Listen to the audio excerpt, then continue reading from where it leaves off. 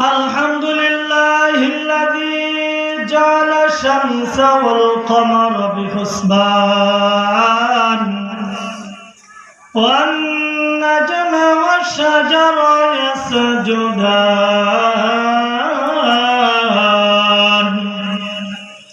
وفضل زمانا على زمان كما فضل مكانا على مكان وإنسانا على إنسان ونشهد أن لا إله إلا الله وحده لا شريك له ونشهد أن سيدنا وسندنا وحبيبنا ومولانا محمدا عبده ورسوله أرسله بالحق بشيرا ونذيرا وداعيا إلى الله بإذنه وسراجا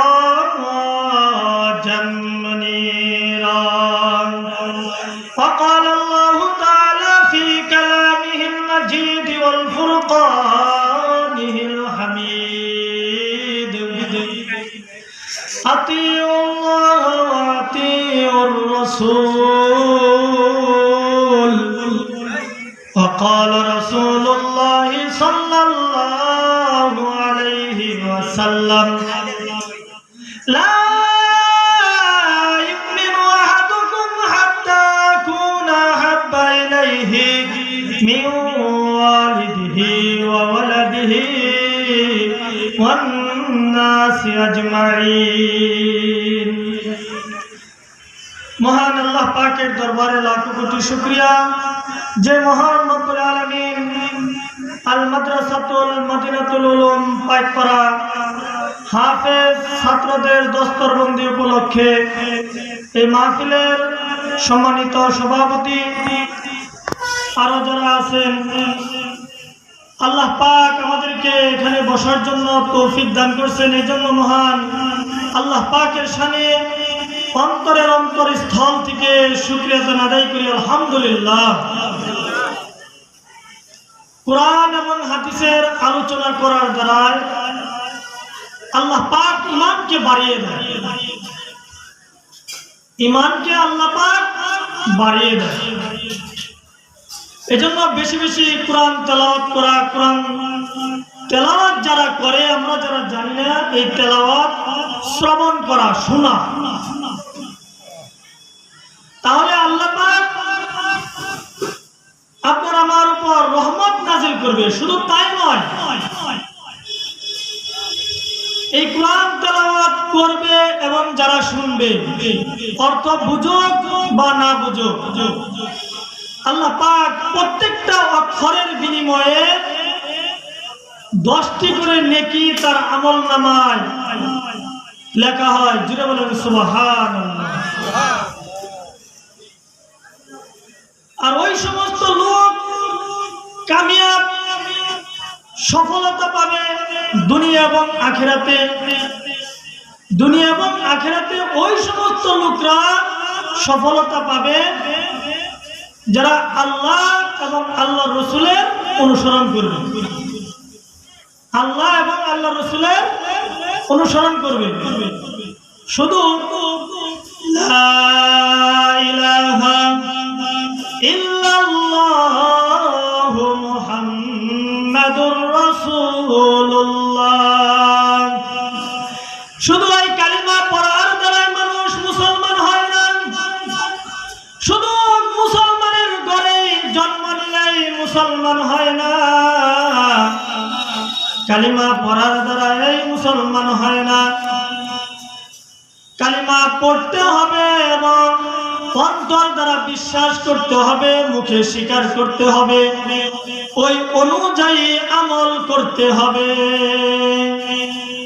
আল্লাহ রাসূল সাল্লাল্লাহু আলাইহি সাল্লাম বলেন, তারাক্তু ফি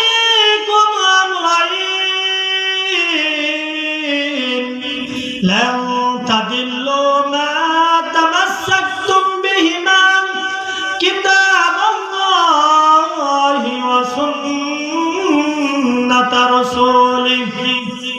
আমি তোমাদের মাঝে দুটি জিনিস রেখে গেলাম,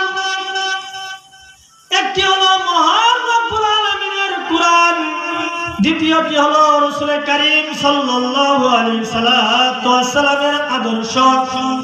যখন এই দুটি জিনিসকে তোমরা আঁকড়ে ধরবে, লান তাদিল্লু, তোমরা কখনোই পথভ্রষ্ট হবে না, তোমাদেরকে কেউ পথভ্রষ্ট করতে পারবে না। তোমরা পথভ্রষ্ট হবে না, তোমাদেরকে কেউ পথভ্রষ্ট করতে পারবে না। এজন্য কালিমা পড়ার পরেই মুসলমানের আমল হলো আল্লাহ এবং আল্লাহ পাকের কিতাব রাসূলের আদর্শ সুন্নাত অনুযায়ী আপনার আমার আমল করতে হবে। আল্লাহ রাসূল সাল্লাল্লাহু আলাইহি সাল্লাম হাদিস শরীফের মধ্যে ইরশাদ করেন, মান আহাব্বা সুন্নতি ফাকাদ আহাব্বানি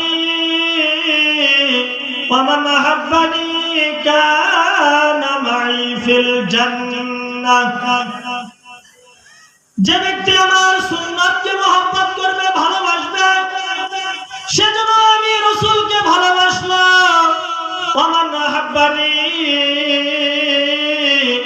কানা মাই ফিল জান্নাহ। আর যে আমি সুন্নাতকে ভালোবাসলো, সে আমার সাথে একত্রে একসাথে জান্নাতে থাকবে। জোরে বলেন সুবহানাল্লাহ। তাহলে কালিমা পড়ার দ্বারাই হবে না, আল্লাহ পাকের কুরআন রাসূলের হাদিস অনুযায়ী আপনার আমার চলতে হবে, আমল করতে হবে।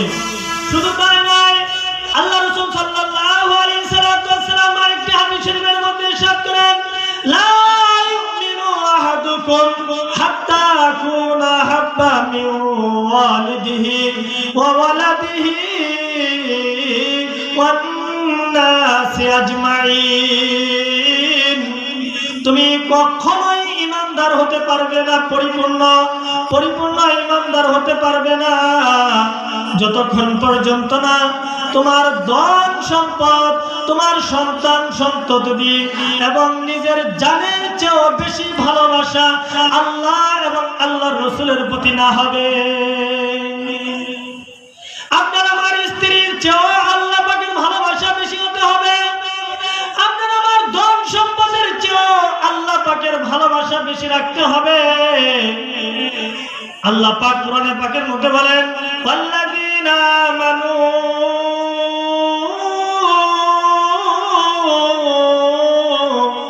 আশাদ্দু হুব্বাল লিল্লাহ।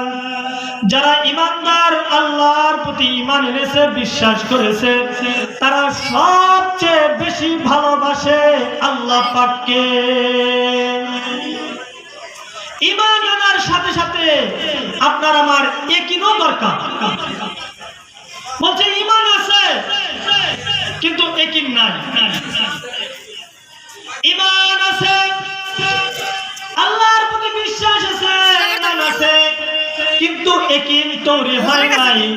ওই ঈমানটা আস্তে আস্তে আস্তে কমতে আর যখন ঈমান থাকে, ঈমানের সাথে যখন ইয়াকিন থাকে, বলছে ঈমানের সাথে ইয়াকিন থাকার কারণে তার ঈমানের পাওয়ারটা আরো বেড়ে যায়। জোরে বলেন সুবহানাল্লাহ। কয়েকটা উদাহরণ দিলে, এক্সাম্পল দিলে বুঝতে পারবেন। হযরত মুসা আলাইহিস সালাম যখন তার সব সাহাবাদেরকে নিয়ে, তার অনুসারীদেরকে নিয়ে দেশ ত্যাগ করে যখন মাদাইনে চলে যায়, যাওয়ার জন্য যখন রওনা করে, যাইতে যাইতে সমুদ্রের কাছে যখন চলে যায়, এই মুহূর্তে মুসা আলাইহিস সালামের সাথীরা বলে, আমরা তো ধরা খেয়ে গেলাম। মুসা আলাইহিস সালামের সাথীরা বলে, আমরা তো ধরা খেয়ে গেলাম, কারণ পিছনে আমাদের শত্রু, সামনে সমুদ্র, কিভাবে পার হব? মুসা আলাইহিস সালামের সাথী যারা ছিল তাদেরও তো ঈমান ছিল, কিন্তু তারা ধারণা করতেছে কি পানি কিভাবে পার হব, কিন্তু তাদের ইয়াকিন ছিল কম, ইয়াকিন ছিল না, ঈমান ছিল কিন্তু ইয়াকিন ছিল না। কিন্তু মুসা আলাইহিস সালামের ইয়াকিনও ছিল, ঈমানও ছিল। এইজন্য মুসা আলাইহিস সালাম বলছেন মহান রব্বুল আলামিন আমাদেরকে এই বিপদ থেকে বাঁচাবে। জোরে বলেন সুবহানাল্লাহ। এটা ঈমান এবং ইয়াকিন থাকার কারণে হয়েছে, ঈমান এবং ইয়াকিন থাকার কারণে হয়েছে। ইয়াকিনটা তৈরি করতে হলে আপনার আমার রাসূলের সুন্নাত আল্লাহ পাকের কোরআনের উপর আমল করতে হবে। কিভাবে আমল করব আমরা? আমরা তো কোরআন পড়তে জানি না, অর্থ বুঝি না, রাসূলের সুন্নাত আদর্শ বুঝি না, তাহলে আমরা শিখব কোথা থেকে? আল্লাহ পাক কোরআনের মধ্যে বলেন আতিউল্লাহ ওয়া আতিউর রাসূল। মুনির, তোমরা যদি ঈমান এবং আমলকে ঠিক করতে চাও, আল্লাহ পাকের কোরআন রাসূলের আদর্শ রাসূলের অনুসরণ করতে হবে। রাসূলের অনুসরণ কোথায় পাবেন, কিভাবে পাবেন? কারণ দুনিয়া থেকে বিদায় হয়ে গেছে, রাসূল তো নাই। আল্লাহ রাসূল সাল্লাল্লাহু আলাইহি সাল্লাম বলেন প্রত্যেকটা মানুষের মৃত্যুর আগে তার ওয়ারিসদেরকে রেখে যায়, ধন সম্পদ রেখে যায়, সন্তান সন্ততি রেখে যায়, ওয়ারিস রেখে যায়। আল্লাহ রাসূল বলেন আমার ধন সম্পদ আমার ওয়ারিস হলো কিয়ামত পর্যন্ত যত আলেম ওলামা আসবে, মাদ্রাসা থাকবে, এরা হলো আমার ওয়ারিস। তোমরা যদি ঈমান এবং ইয়াকিন করতে চাও, ঈমানকে ঠিক করতে চাও, ইয়াকিন আনতে চাও, তাহলে মাদ্রাসার সাথে তোমার সম্পর্ক রাখতে হবে। জোরে বলেন সুবহানাল্লাহ। যে যত মাদ্রাসার সাথে সম্পর্ক রাখবে, মসজিদের ইমামের সাথে সম্পর্ক রাখবে, চলাফেরা যত তার বেশি থাকবে তার সাথে, মসজিদ মাদ্রাসা আলেম ওলামাদের সাথে, তার সাথে সাথে ঈমান এবং ইয়াকিন আরো বেশি বাড়তে থাকবে। জোরে বলেন সুবহানাল্লাহ। যতই আপনি মাদ্রাসা থেকে দূরে চলে যাবেন, মসজিদের ইমাম থেকে দূরে চলে যাবেন, কোরআন থেকে দূরে চলে যাবেন, মসজিদ থেকে দূরে চলে যাবেন, ঈমান থাকবে, ইয়াকিন হবে না। আস্তে আস্তে ঈমানটা শূন্যের কোঠায় এসে যাবে।